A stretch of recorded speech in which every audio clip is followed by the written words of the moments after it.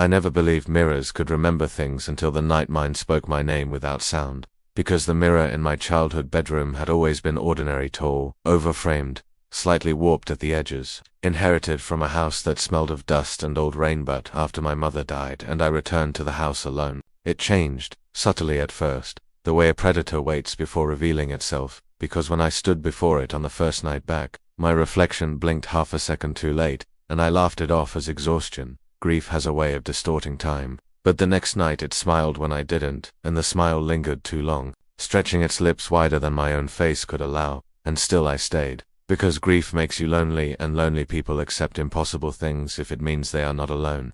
And by the third night, the mirror began showing me memories. I didn't recognize images of a woman with hollow eyes pressing her palms against glass from the other side, mouth open in a scream I couldn't hear, her face cracking like porcelain, veins of darkness crawling beneath her skin, and every time I stepped back, the room felt colder, as if the mirror was breathing out something old and bitter, something that had been waiting for a body to notice it again. And when I covered the mirror with a sheet, I heard scratching from behind the glass, long nails dragging across something solid yet thin, like a coffin lid, and a voice whispered from nowhere and everywhere, calling me daughter, though my mother had never called me that. She always used my name, and when I uncovered the mirror the next morning, my reflection was bruised, fingerprints dark and purple around its wrists. And that S, when I realized the woman was Auntie, trying to come out. She was trying to switch places, because mirrors don't show you what you are, they show you what can replace you. And the house began to shift after that, doors leading to rooms that didn't exist before, hallways stretching too long,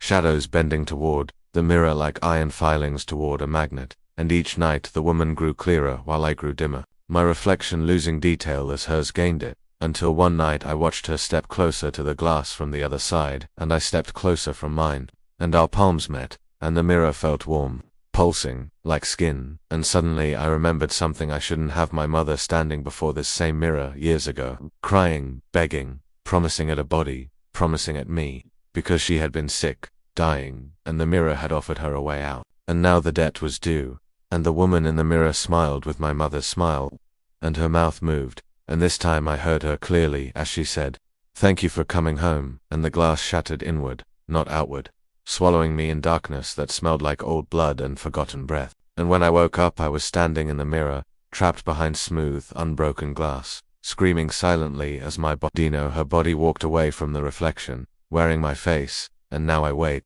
watching through the glass as she lives my life. And sometimes, when you look into a mirror and feel like something is watching you back, that's me, hoping you'll notice the delay, the wrong smile, the hands pressing from the other side, because mirrors are always hungry, and they never forget a promise.